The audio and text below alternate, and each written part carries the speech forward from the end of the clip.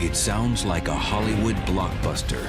A deadly asteroid is on a collision course with Earth. But in reality, is there a giant doomsday rock that threatens to wipe out civilization?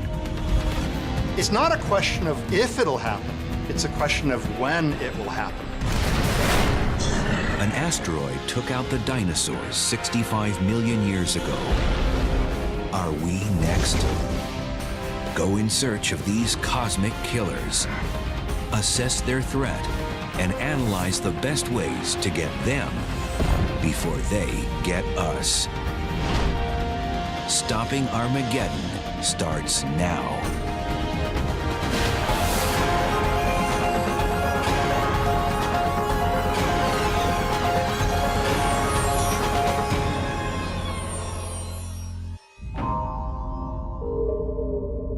It came from somewhere in the asteroid belt between Mars and Jupiter.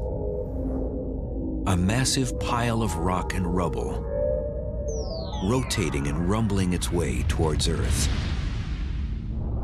What was once mere debris from the Big Bang is now destined to make a Big Bang of its own. Bursting through the Earth's atmosphere, this giant asteroid becomes an unstoppable force. Nearly 2 million times more powerful than the Soviet Emperor bomb, the largest, most powerful explosive device ever detonated. Its target, Los Angeles. The last thing anyone there sees is a flash, a fireball, and then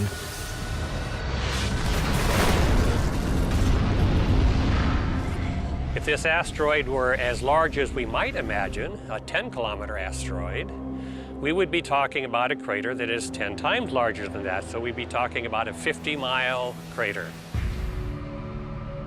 So all of Los Angeles would end up being this humongous crater. We'd be talking about absolute devastation, nothing left over range up to perhaps 100 miles. As far away as San Diego, they would get massive earthquakes, they would get massive air blasts, winds that would simply flatten everything 200 miles away, would kill everything out to a range of perhaps 1,000 miles. And that's just the immediate impact. Then you would have all this debris fall back on the planet Earth. It'd be like a Christmas tree, seeing all these ornaments being thrown out in all directions. And then you would see firestorms, enormous areas of the planet Earth burning, releasing even more soot and ash in the air. Blanketing out sunlight, temperatures would then plunge, and life itself would be perhaps extinguished.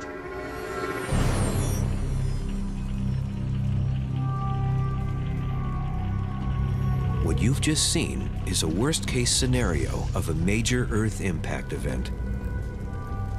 The kinds of asteroids that can extinguish much of the life on Earth, most of the species, come around every, say, 100 million years or so.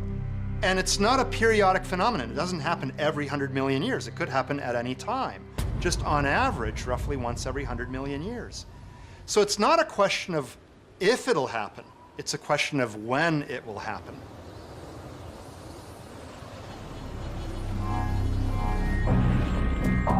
Asteroids and comets have been crashing into the Earth for as long as there's been an Earth. Soon after its formation, about 4.5 billion years ago, our planet became a frequent target in a cosmic shooting gallery. Asteroids and comets brought to the early Earth much of the organic materials and water that allowed life to form.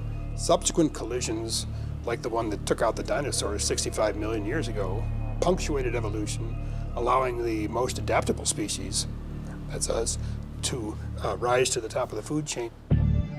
So we owe our very existence and our position to these objects that sometimes cause a threat. According to the Earth Impact Database, more than 160 impact craters have been identified. The largest one is called Chicxulub, Mayan for Tail of the Devil, This crater measures more than 110 miles in diameter. It was made by the asteroid that took out the dinosaurs when it crashed off Mexico's Yucatan Peninsula. Closer to home, the database also includes Meteor Crater in northern Arizona. Now a tourist attraction, this kilometer-wide hole was left by a huge chunk of cosmic iron ore that collided with Earth about 50,000 years ago. Much more recently, an enormous near-Earth object didn't leave a crater, but still made quite an impression. Packing the energy of a 15-megaton bomb, more than 1,000 times that of the one dropped on Hiroshima, it exploded over Tunguska, Siberia in 1908. It didn't even hit the ground, but the shock wave from this airburst flattened all the trees and vegetation in the area. It was like a gigantic hand that came down from the heavens to press all the forests and trees. That's the size of the devastation of Tunguska. If the Tunguska event had occurred over Moscow or New York or Los Angeles, the devastation would have been catastrophic, completely destroying the city and a vast area around it. Though the chances of a Tunguska-type event happening again are remote, perhaps once every 500 years, the potential for a major disaster, if it does occur, can't be ignored. That's why NASA established the Near-Earth Object Program at the Jet Propulsion Laboratory. Its mission is to find asteroids that pose the most serious threats to Earth, the first step in stopping Armageddon. 2032 is 0.02. These are just nominals. There's a 0.01. Whenever I'm asked what are the most important aspects of the Near-Earth Object Program, I say, well, the three most important aspects are find them early, and then find them early. Because if we can find them 10, 20, 30 years in advance of a problem, we have the technology now to mitigate them. The NEO program employs 5 full-time telescopes located across the American Southwest and around the world. They search the skies for asteroids, especially those measuring at least 1 kilometer in diameter, or about 2/3 of a mile and larger. Asteroids that big can cause worldwide devastation on impact. We can compare the process of finding asteroids to the process of figuring out where a golf ball is going to land after it's been hit. Now just imagine that instead of being able to see the golf ball continuously throughout its entire flight, I only have a handful of freeze-frame snapshots of it while it's moving. And now I've got to figure out where it's going to go. So first of all, I've got to correctly distinguish the golf ball in the frame from all other objects in the frame, say trees or birds, or even other golf balls that may not be the same one. Once I've identified the golf ball in each of the frames, I need to use what I know about the laws of gravity to correctly fit a trajectory to it so that I can figure out where it finally lands. In the same way, when we look for asteroids, we have to just take snapshots of different parts of the sky and distinguish the asteroid from stars, from galaxies, and from any other transient phenomenon like, say, cosmic rays. Then we have to use the laws of gravity to fit a model orbit to it and figure out where it's actually going to go in the end.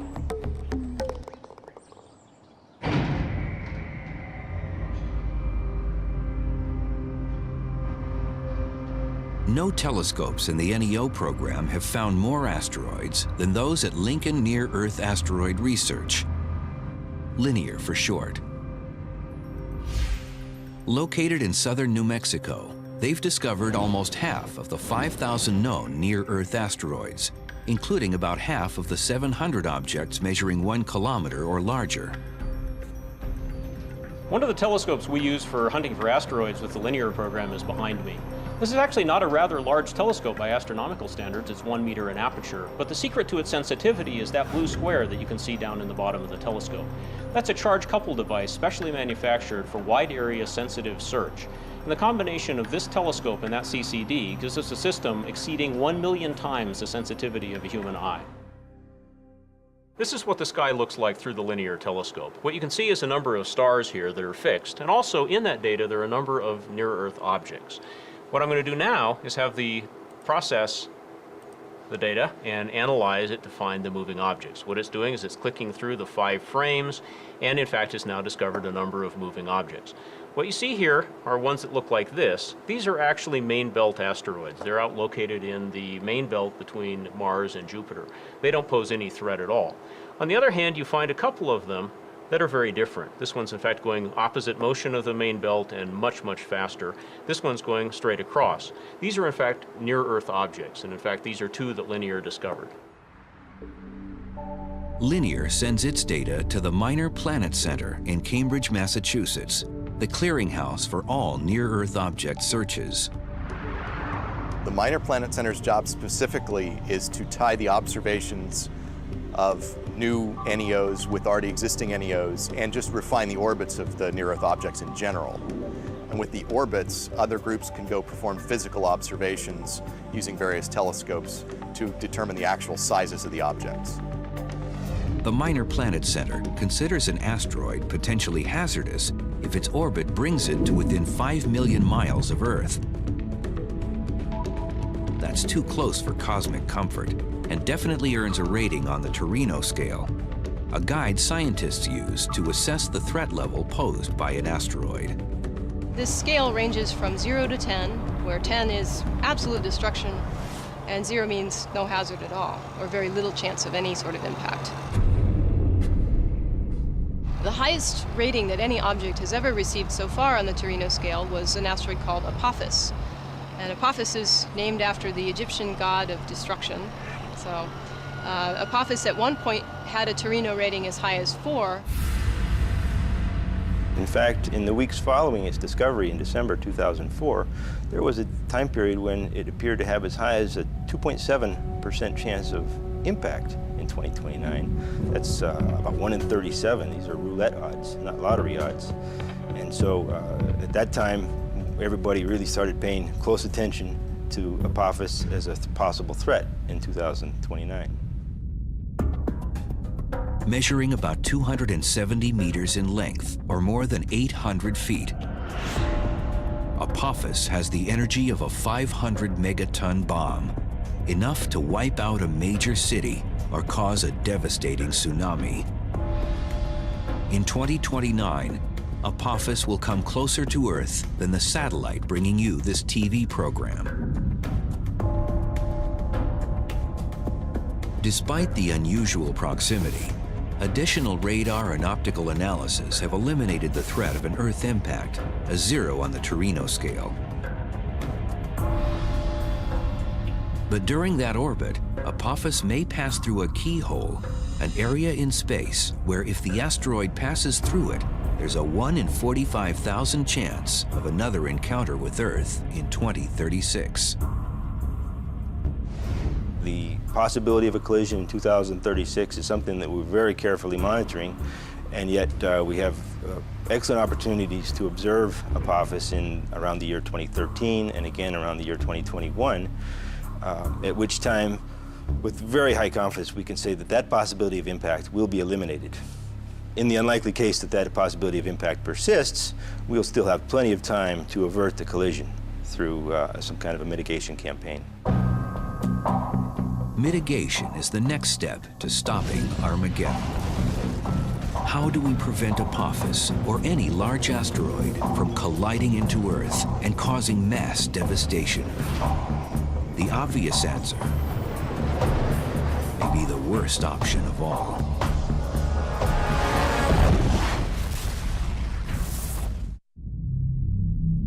Our very survival depends on the answer to this question. If we find a large asteroid on track to collide with Earth, can we do anything to prevent it from happening? You can think of an asteroid impact as a huge natural disaster. But the thing that makes this different than the kinds of natural disasters that we know about, hurricanes or earthquakes and things like that, is that in principle it's preventable. So your job isn't necessarily how do you clean up in the aftermath. but how do you prevent it? And that's an important distinction. Preventing a massive Earth impact brings us to step 2 for stopping Armageddon: mitigation. Neutralizing a deadly near-Earth object is no easy task. Take it from Hollywood. Or maybe not.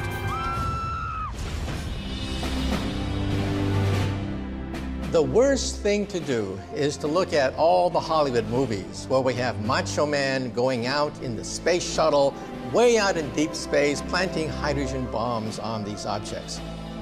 Well, first of all, the space shuttle can't even reach those distances. The space shuttle simply goes around the planet Earth itself.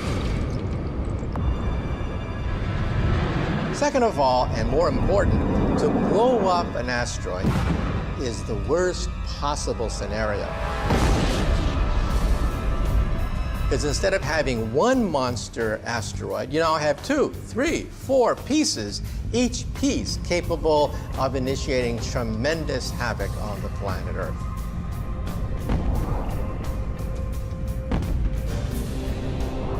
On the other hand, if it were a large object and you had enough time, several years, you could try and blow it up and hope that the shrapnel would miss the Earth, or most of it would. But large objects we almost certainly would find ahead of time. It's really the small, far more numerous objects that are the ones that are tough to deal with. If outright destruction, such as a Hollywood-style bombing, is too risky, or at best reserved for only the largest asteroids, there's a safer way to move a near-Earth object out of harm's way, and that's by deflection.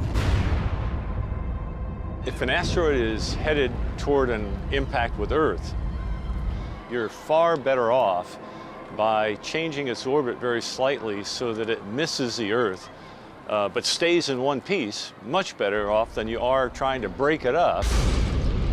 You can't make anything disappear, you simply break it into pieces.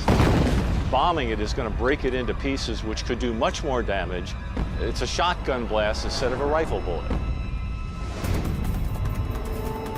To work best, deflection requires as much lead time as possible, years, if not decades.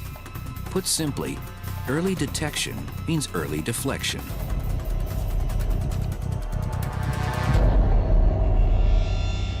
More importantly, the farther away it is, the less force we have to apply in order to cause a large shift in the asteroid's orbit. To demonstrate the point, let's play hockey.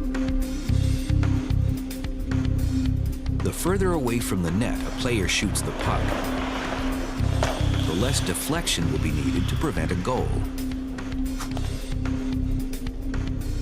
However, if a player takes a shot much closer to the net, then a much larger deflection is required to keep the puck from going in. Now imagine that the puck is an asteroid and the net is the Earth.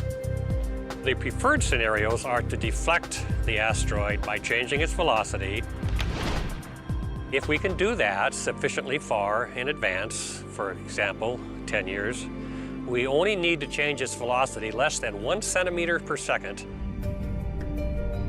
So it's very, very small change in velocity. The cumulative effect then will mean that it will get to where we are either before we are there or after the Earth is at that position, so it is no longer a problem. To do just that, several deflection strategies have been proposed. And with apologies to Bruce Willis, none requires a manned mission.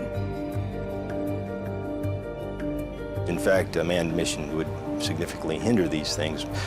As to this point, with current technology and current vehicles, we can't really get very far away from the Earth. And that severely constrains your ability to actually solve one of these problems when the optimal time might be the opposite side of the sun to meet the asteroid. The thing is deployed. One deflection strategy advanced by French researchers calls for commandeering a non-threatening asteroid to knock an Earth-bound object off course. Call this strategy asteroid versus asteroid.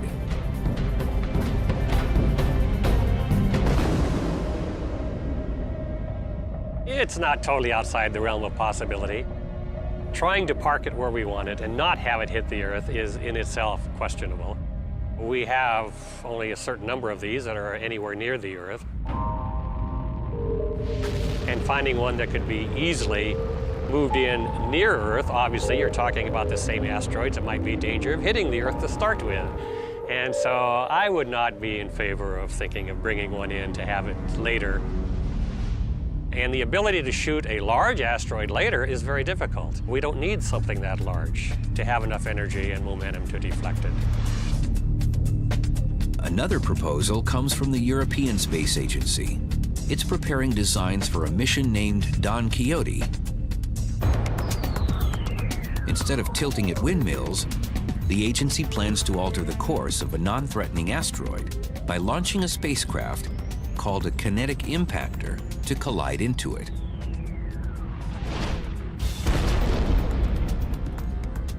A kinetic impactor is number one in my toolbox of what I would do.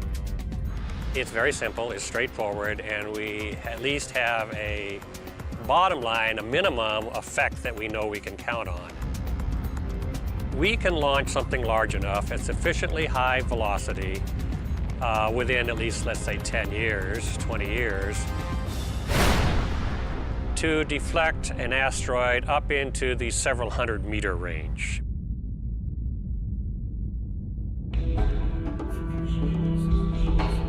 Kinetic impact and asteroid versus asteroid strategies require a massive collision to deflect a threatening near-Earth object. But other proposals suggest it may be possible to stop Armageddon with nothing more than a beam of light.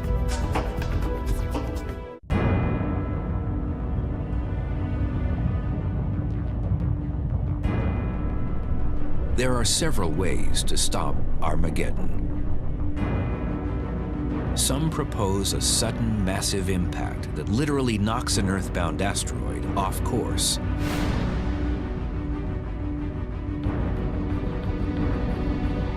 Others suggest the mission can be accomplished without a collision by using other means, such as a standoff nuclear explosion, to push the asteroid out of harm's way.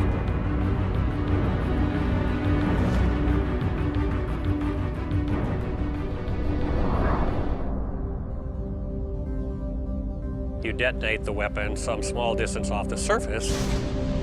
The main effect then is for energy, hopefully in the form of neutrons, penetrating the surface, and you heat it and you blow off pieces of the surface. It's over a fairly large area, so you diminish the chance of breaking it up.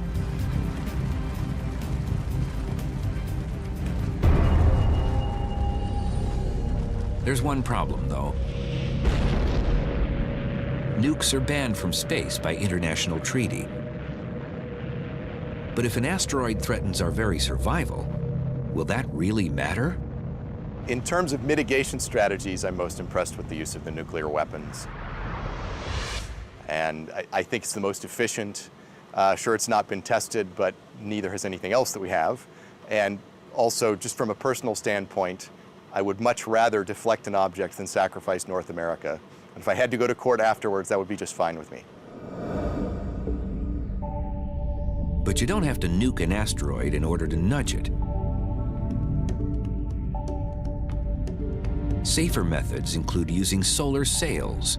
These orbiting reflectors, according to advocates, could concentrate the sun's rays on an asteroid. The heat generated would vaporize surface rock, creating a jet of material that would propel the object away from an Earthbound trajectory.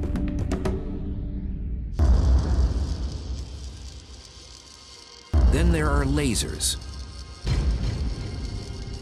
If they're powerful enough to cut the strongest metal and perform delicate surgeries, then maybe a more powerful version could deflect an asteroid. The laser is very attractive because it's more economical. It costs less, basically. It's easier to do. It could be a robotic spacecraft. The laser uses a beam of light to the asteroid, which causes material to fly off from the asteroid, which then pushes the asteroid. You don't have to carry the material up there that's going to exert the force on the asteroid. The laser can be very precisely directed. It's very gradual. It can be done over a 3-month period. Researchers discovered a laser's potential by accident in the 80s while experimenting with short pulses on a wafer made of silicon, material similar to the surface of an asteroid. We basically set up a movie camera and timed it with a laser so we could take step action shots of the material leaving the surface of the silicon wafer. And we were surprised to discover what we found. That is, we can actually see these chunks of material coming off and see them vaporize. It was a scientific discovery as well as a new technology. As significant as that discovery was, it's still a big leap from a silicon wafer to an asteroid. But it's one that can be made, proponents claim, with a laser pulse 5,000 times more powerful than those we use every day on Earth.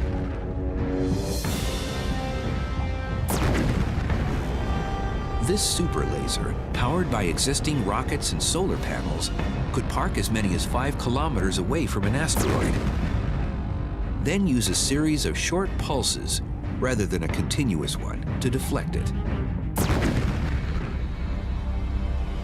The reason for the pulse is that the very short pulse can deliver enough intensity to the surface of the asteroid so that the material explodes off from the asteroid. When that material explodes off from the asteroid, it pushes the asteroid in the direction that you want to send it. You also need the very short pulse because as the laser pulse strikes the surface of the asteroid, it creates a cloud of material that emerges from the asteroid. That cloud of material will absorb any additional light that's sent to the asteroid. So it's extremely important to get all of the light energy into that area of the asteroid in that very short time before that black cloud forms. To some experts, lasers and even solar sails could work, at least in principle. The intense light they both emit is adjustable and adaptable to all types of asteroids, and the ejected material, mere puffs of dust, would pose no threat to Earth.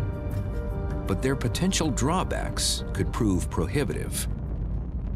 Keeping the laser source or a large solar mirror in the correct place is very difficult to do and has to be done for a long time. With regard to the solar reflection also, then there's a question of the dust that's blown out. What is it going to do to the solar mirror? And so there are significant long-term problems. And so whether that could be done in the future, we don't know. At the present time, it's certainly outside of our capability. There are continuous lasers now that produce more power, 25 kilowatts, 50 kilowatts, that have been made for military purposes that have more power than is necessary. The kind that we're proposing would require taking the ultra-short pulse lasers and increasing the power up to at least 5 kilowatts, maybe 10 kilowatts. A focused effort could probably do this within 5 to 10 years, could actually be done if there was an intent to do so. And why stop at just one laser?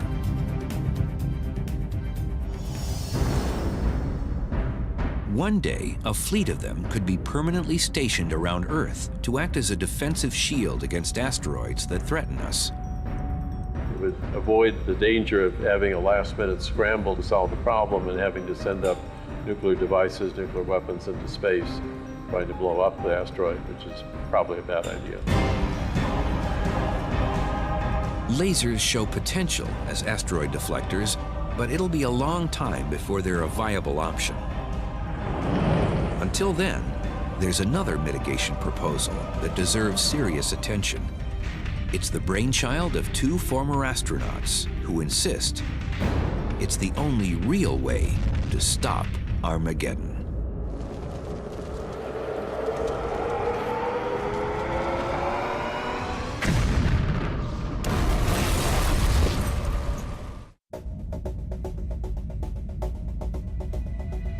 Of Of all the proposals to stop Armageddon, the most effective one may be a contraption called a gravity tractor.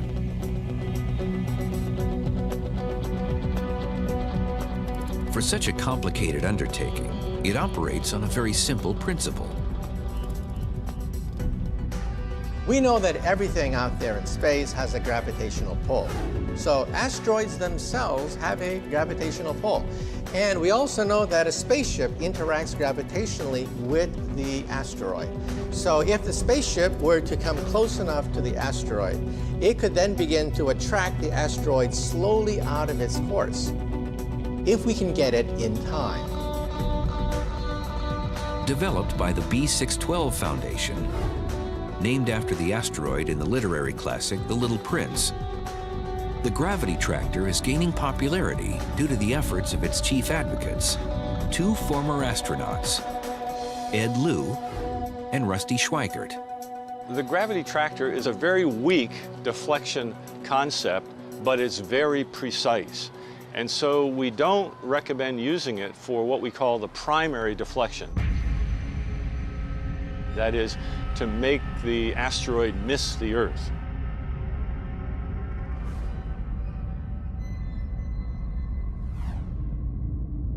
But once you've done that with a kinetic impact, which is a very imprecise maneuver, then you come in with the gravitational tractor and you make a very precision adjustment on what you've done with the primary deflection. The gravity tractor is one of the very few asteroid deflection mechanisms that is in any way realistic. The only two that are probably realistic right now are kinetic impactor, where you just basically run into the asteroid with a spacecraft, or the gravity tractor. Apart from those two, most of the rest of those are pretty much science fiction. Using mostly existing technology and powered by a combination of ion engines and solar panels, the gravity tractor itself is about the size and weight of a golf cart. Not very large by spacecraft standards, but it's still big enough, according to its proponents, to finish the job after a kinetic impact. This asteroid is spinning around an axis or tumbling, whatever, and I come up with the gravity tractor and I basically park here. I want to pull it in that direction. So in spite of the fact that it's tumbling, I don't ever touch it. I just pull up in front of it if that's the direction I want to pull it, and I just stay there while it's tumbling. Let's say if the asteroid itself is 300 feet in diameter, then we would want to hover something like 250 feet from the center of gravity of that asteroid. In other words, about 1.5 radiuses out from that tumbling asteroid. I don't let the gravity of the asteroid pull me in. I have to fire my ion engine thrusters off to the side so I don't blast it. And by doing that, I stay right there for a week, a month, a year, whatever it takes. Ion engines go for long, long periods of time. And now, because I have a radio transponder in my gravity tractor, the Earth can track me very precisely, and I know exactly the change in the orbit that I've made to the asteroid itself. You're reshaping the solar system without ever touching anything. That ability to make controlled, precise movements is the gravity tractor's chief asset. What you need to do is make sure that after you've deflected any asteroid, that it doesn't come back and hit you at a later point. What a gravity tractor allows you to do is to measure precisely exactly where it's going and to make tiny corrections to it so that you are very certain that it is not going to come back and hit you. Despite this advantage, the gravity tractor's major drawback is its very small force. Maybe too small to make a difference on a really big asteroid. The gravity tractor takes a long time and a small asteroid to be effective. It would have to be much smaller than 1 kilometer, perhaps 150 meters, 300 meters, something on the size of Apophis or smaller.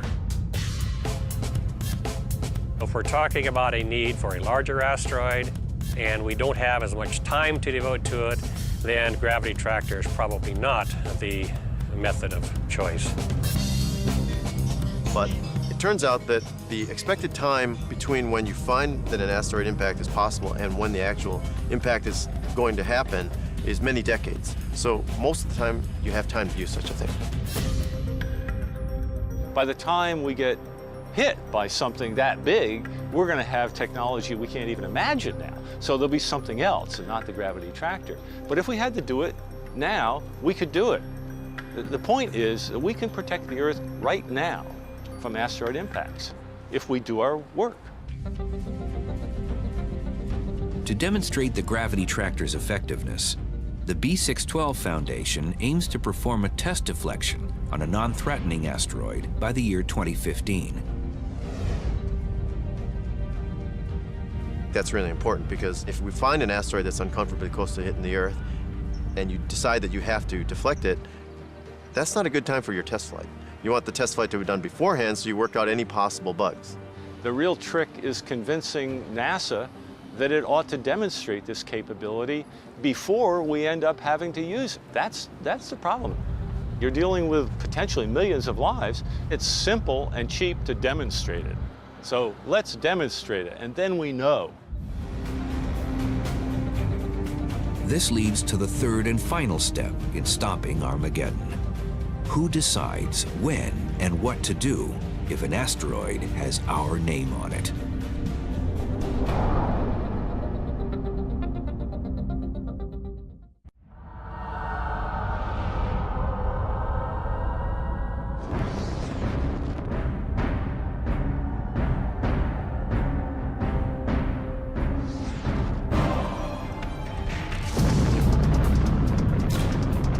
There are three fundamental steps to stopping Armageddon. Detection and mitigation comprise the first two.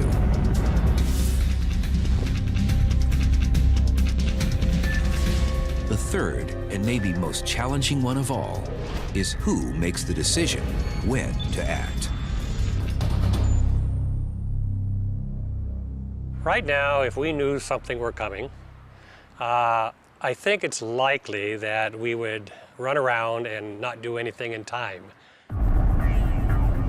I think it's important to have basically sort of the manual. When the asteroid comes, what do we do? Answering this question gains urgency as bigger and better telescopes come online, such as PAN-STARRS, an acronym for Panoramic Survey Telescope and Rapid Response System. PAN-STARRS is a University of Hawaii project that may well revolutionize the search for near-Earth objects. The idea is to have a very wide field telescope with a huge field of view, and so they can go deeper, that is further out in space, and do it faster and cover much more of the sky every night. New programs like PAN-STARRS are going to increase the discovery rate, and so once we find the vast majority of these objects, we can easily track them 100 years into the future and see whether or not any of them are a problem.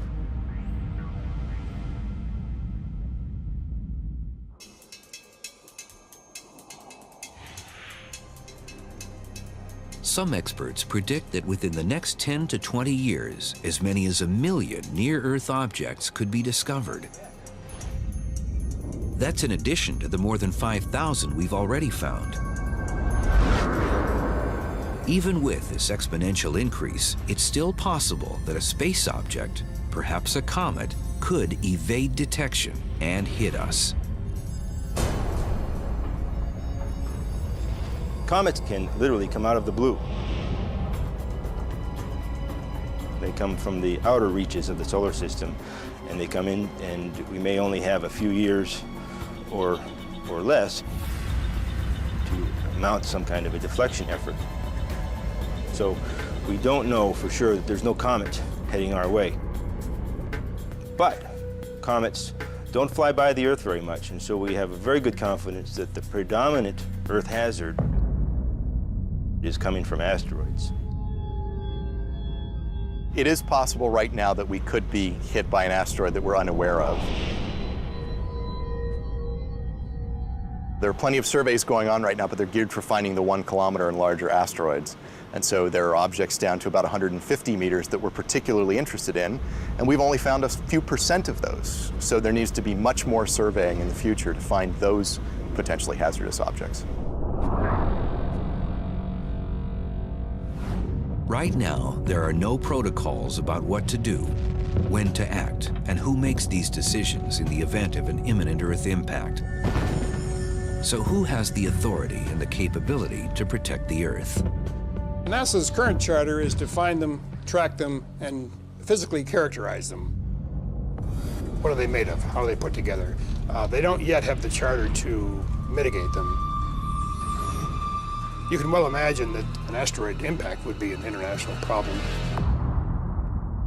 So it's going to take some international cooperation to decide who does what and when. International decisions are extremely slow. I think it's important that countries get together and talk about a protocol for how you would make such a decision. And if they begin their quibbling and arguing at the moment they find it, they may quibble and argue all of their time away before they have to do something. The good news is this conceivably could unify the people of the world around something that affects all of us. And we could all work together to solve it. The whole globe is at risk, not just any one country, and not just spacefaring nations. So while the spacefaring nations may end up with the responsibility to do something, who pays for it? Who says do it? Who handles the liability? We're working with the United Nations to get them prepared to make rapid decisions. The Association of Space Explorers, an international organization of people who've flown in space, will submit recommendations for Earth impact preparedness to the United Nations in 2009. It's a first step. Until then, let these views serve as the best informed perspectives on the subject.